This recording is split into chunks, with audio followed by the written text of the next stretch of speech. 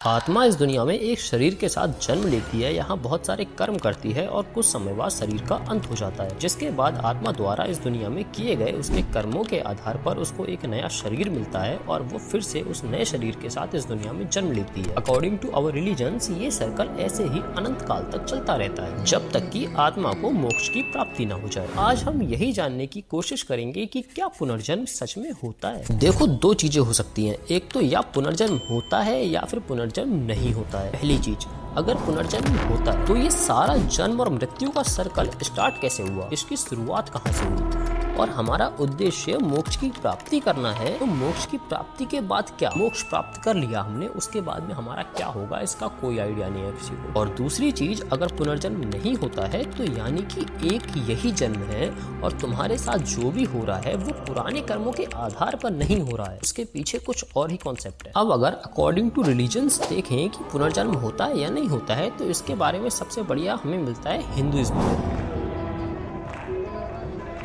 Hinduism में पुनर्जन्म के बारे में बहुत ही क्लियरली बताया गया है। भगवत गीता में श्री कृष्ण कहते हैं कि आत्मा ना जन्म लेती है ना मरती है, यह शाश्वत है और केवल शरीर बदलती है। जैसे पुराने कपड़े त्याग कर नए कपड़े पहन लिए जाते हैं, उसी तरह आत्मा पुराना शरीर त्याग कर नए शरीर में आ जाती है और एक शरीर के बाद आत्मा दूसरे किस शरीर में जाएगी ये निर्धारित होता है आपके कर्मों के आधार पर। यानी आपके कर्म बहुत ज्यादा इंपॉर्टेंट है आपका भविष्य तय करने के लिए। ये जीवन और मरण का चक्र तब तक ऐसे ही चलता रहता है जब तक कि आत्मा को मोक्ष की प्राप्ति नहीं हो जाती है।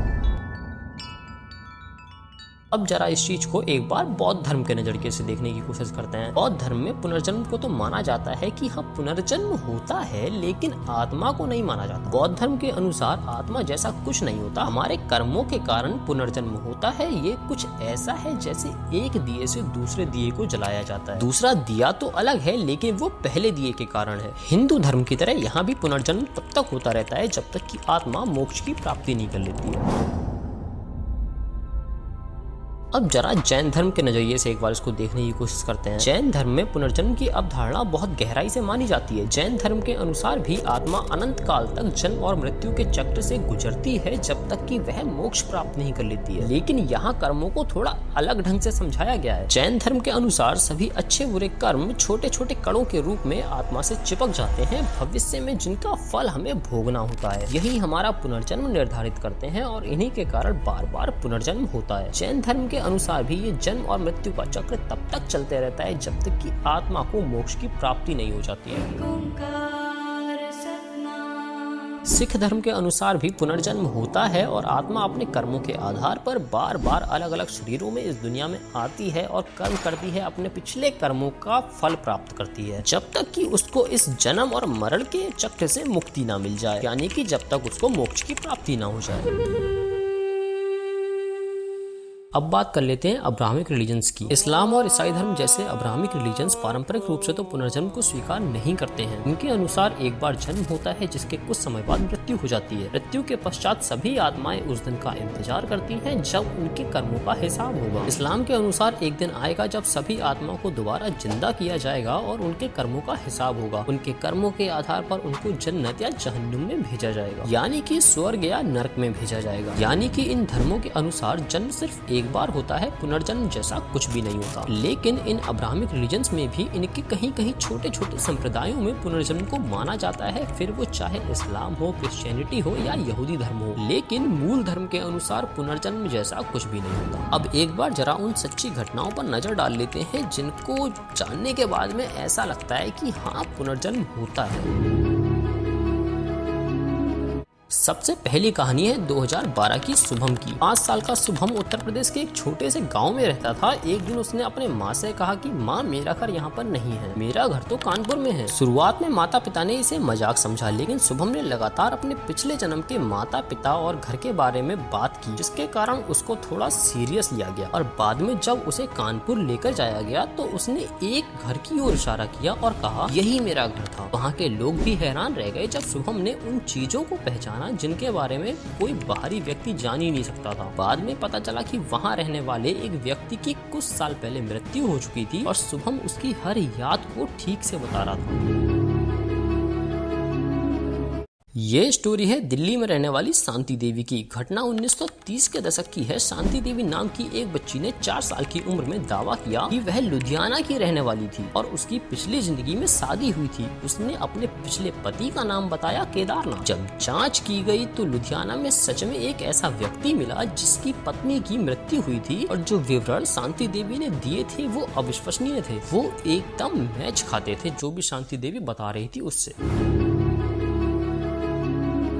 अब जरा अगर थोड़ा भारत से बाहर नजर डालें तो एक स्टोरी हमें मिलती है जेम्स लेनिंगर की। ये कहानी अमेरिका की है सन 2000 की। अमेरिका में जन्मा जेम्स लेनिंगर एक सामान्य बच्चा था, लेकिन बचपन से ही उसे विमान और युद्ध की बहुत गहरी जानकारी थी। 2 साल की उम्र में उसने अपने माता पिता से कहा कि वह दूसरे विश्व युद्ध में एक पायलट था और उसका विमान जापान के पास गिरा दिया गया था जिसमें उसकी मृत्यु हो गई। जेम्स ने सिर्फ 2 साल की उम्र में ऐसे सपने देखना शुरू कर दिया था जिसमें वह एक जलते हुए प्लेन में होता था। वो वर्ल्ड वॉर 2 फाइटर प्लेन्स, उनके पार्ट्स और टेक्निकल डिटेल्स के बारे में बातें करता था जो कि उसकी उम्र के हिसाब से बता पाना असंभव था। उसने बताया कि उसका नाम जेम्स ह्यूस्टन जूनियर था और उसका विमान जापान में मारा गया था। उसके माता पिता ने जब वर्ल्ड वॉर 2 के रिकॉर्ड्स खंगाले तो पता चला कि एक ऐसा पायलट था जो यूएसएस नटोमा बे में उड़ान भरता था और उसकी मृत्यु जापान के ऊपर हुई थी। जेम्स ने उस जहाज के अन्य साथियों के नाम भी बताए जो जांच पर सही निकले, ठीक वैसा जैसा जेम्स बता रहा था। बारबरा कार्लेन नाम की एक महिला ने दावा किया कि वह पिछले जन्म में एनी फ्रैंक थी। वही एनी फ्रैंक जिसने नाजी शासन के दौरान अपनी डायरी लिखी थी। जब बारबरा 10 साल की थी तब उसने अपने माता पिता से कहा कि वह एनी फ्रैंक थी और उसे अपने पुराने घर का हर कोना याद था। जब बाद में उसे एनी फ्रैंक का असली घर दिखाया गया तो उसने वहाँ की हर चीज बिना किसी मदद के पहचान ली। यह घटना आज भी पुनर्जन्म के सबसे चर्चित मामलों में से एक मानी जाती है। इसी तरह की और भी बहुत सी कहानियां पूरे विश्व भर में मिल जाएंगी जो इस विश्वास को और ज्यादा गहरा कर देती हैं कि पुनर्जन्म होता है। अब जरा एक बार विज्ञान के नजरिए से भी इस सब को समझने की कोशिश करते हैं। आधुनिक विज्ञान मानता है कि चेतना यानी कि कॉन्शियसनेस हमारे मस्तिष्क की क्रिया है। जब शरीर मरता है तो मस्तिष्क भी बंद हो जाता है और ऐसे में आत्मा या दोबारा जन्म लेने की बात को विज्ञान सपोर्ट नहीं करता। अब तक कोई ऐसा वैज्ञानिक प्रमाण नहीं मिला जो यह साबित कर सके कि इंसान की आत्मा मरने के बाद किसी और शरीर में प्रवेश करती है। पुनर्जन्म पर काफी सारे वैज्ञानिक अध्ययन भी हुए हैं। आइए उन्हीं कुछ वैज्ञानिक अध्ययनों के बारे में जानने की कोशिश करते हैं।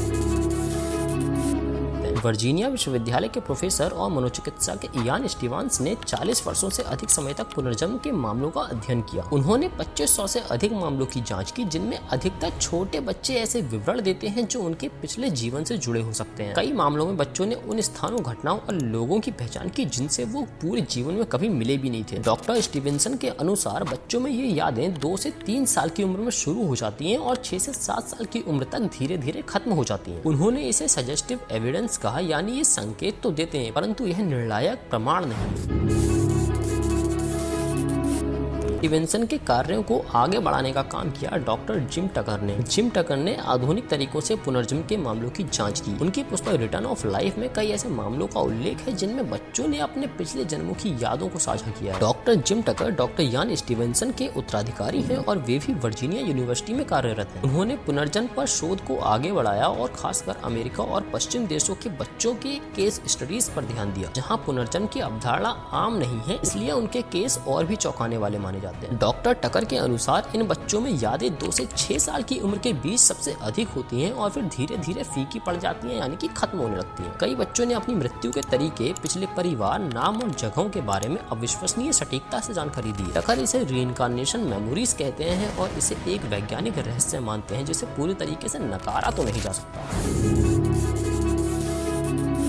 न्यूरोसाइंस के अनुसार हमारी चेतना यानी मैं कौन हूँ, हमारी सोच, हमारी यादें सब कुछ मस्तिष्क के कारण है। हमारे दिमाग में करोड़ों न्यूरॉन्स और उनके बीच के कनेक्शंस, जिसे स्नैप्स कहते हैं, मिलकर ये चेतना बनाते हैं। पुनर्जन्म की सबसे आम दलीलें होती हैं पिछले जन्म की यादें, लेकिन न्यूरोसाइंस कहता है कि यादें मस्तिष्क में स्टोर होती हैं। जब दिमाग ही खत्म हो गया तो यादें कैसे ट्रांसफर होंगी? कुछ वैज्ञानिक इसे ऐसे समझाते हैं जैसे कि कॉन्फेब्युलेशन, जब दिमाग खुद कहानी बनाता है। दूसरा वर्ड है क्रिप्टोमनेशिया, जब हम कोई बात कहीं से सुनते हैं और उसे अपनी समझ लेते हैं कि हाँ भैया ये तो मेरे साथ हुआ था। एक और वर्ड है सोशल सजेशन, जब परिवार या समाज हमारी बातों को और ज्यादा हवा देता है। अब जरा इसको एक बार क्वांटम फिजिक्स की नजर से भी समझने की कोशिश करते हैं। क्वांटम फिजिक्स यानी वो विज्ञान जो ब्रह्मांड के सबसे छोटे कणों को समझता है, जहाँ एक कण एक साथ कई जगह पर हो सकते हैं, जहाँ देखने से ही हकीकत बदल जाती है और जहाँ सब कुछ निश्चित नहीं बल्कि संभावना पर होता है। भौतिक विज्ञानी रोजर पेनरोज और डॉक्टर हेमरॉफ ने एक थ्योरी दी, ऑर्च ORI। उनके अनुसार हमारी चेतना सिर्फ मस्तिष्क की इलेक्ट्रिक एक्टिविटी नहीं बल्कि क्वांटम लेवल पर होती है। इस थ्योरी में कहा गया, अगर चेतना क्वांटम लेवल पर मौजूद है तो यह शायद शरीर के मरने के बाद भी ब्रह्मांड में बनी रह सकती है। क्या यही आत्मा है जो फिर किसी नए शरीर में प्रवेश करती है? क्वांटम इंटेंगलमेंट, दो कण इतनी गहराई से आपस में जुड़े होते हैं कि एक कण पर अगर असर पड़ता है तो वो दूसरे पर भी पड़ता है, चाहे वो कितनी भी दूर हो। कुछ दार्शनिक मानते हैं कि हमारी आत्मा भी ऐसे ही क्वांटम जानकारी है जो शरीर से अलग होकर भी ब्रह्मांड से जुड़ी रहती है और जब समय आता है तो वो किसी एक नए शरीर में प्रवेश कर सकती है। क्वांटम फिजिक्स कहती है एक कण एक साथ कई स्टेट में हो सकता है, इसे कहते हैं सुपरपोजिशन। अब जरा सोचकर देखो, अगर इंसान भी मल्टीवर्स में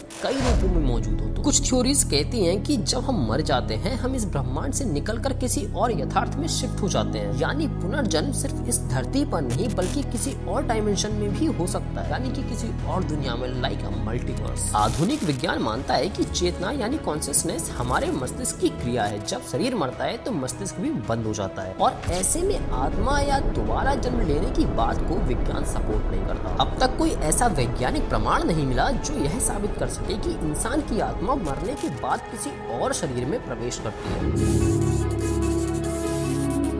जहाँ हिंदुइज्म, बुद्धिज्म, जैनिज्म, सिखिज्म जैसे धर्म पुनर्जन्म में विश्वास करते हैं और मानते हैं कि हमारे कर्मों के आधार पर हमें अगला जन्म मिलता है, तो वहीं इस्लाम, क्रिश्चियंस और यहूदी जैसे अब्राहमिक रिलीजन्स का मानना है कि पुनर्जन्म जैसा कुछ भी नहीं होता है। रियल स्टोरीज की बात करें तो इतनी रिसर्च और क्रॉस चेक करने के बाद भी जब छोटे छोटे बच्चों द्वारा बताई गई अपनी पुनर्जन्म की बातें सही निकलती हैं, तो पुनर्जन्म के बारे में हमारे रिलीजन्स द्वारा बताई गई बातें और ज्यादा प्रामाणिक लगने लगती हैं। लेकिन यहाँ पर भी एक सवाल मेरे दिमाग में आता है कि पुनर्जन्म की इन रियल स्टोरीज में सभी पिछले जन्म में भी इंसान ही कैसे होते हैं? कोई जानवर क्यों नहीं होता, कोई पक्षी क्यों नहीं होता, कोई कुछ और क्यों नहीं होता, पेड़ पौधे कुछ भी हो सकता है। लेकिन नहीं, जितने भी लोग अपनी पुनर्जन्म की स्टोरीज बताते हैं वो उसमें इंसान ही होते हैं, उनको दोबारा इंसान के रूप में जन्म मिला है। और एक और बात भी मेरे दिमाग में आती है कि जितने भी लोग भारत में पुनर्जन्म की बात करते हैं वो पिछले जन्म में भी भारत में ही पैदा हुए थे और इंसान बनकर ही पैदा हुए थे, कोई पशु पक्षी नहीं थे वो। इस बारे में हम अपनी अगली वीडियोस में डिटेल में बात करेंगे। देखने के लिए चैनल को सब्सक्राइब कर लेना। तो अब तक रिलीजन्स और रियल स्टोरीज के नजरिए से देखें तो यही लगता है कि हाँ पुनर्जन्म होता है, लेकिन साइंस के नजरिए से देखने पर इसको मानना थोड़ा मुश्किल हो जाता है, क्योंकि साइंस के अनुसार हमारी यादें न्यूरॉन्स में सेव होती हैं और मृत्यु के बाद न्यूरॉन्स और चेतना सभी नष्ट हो जाती है। तो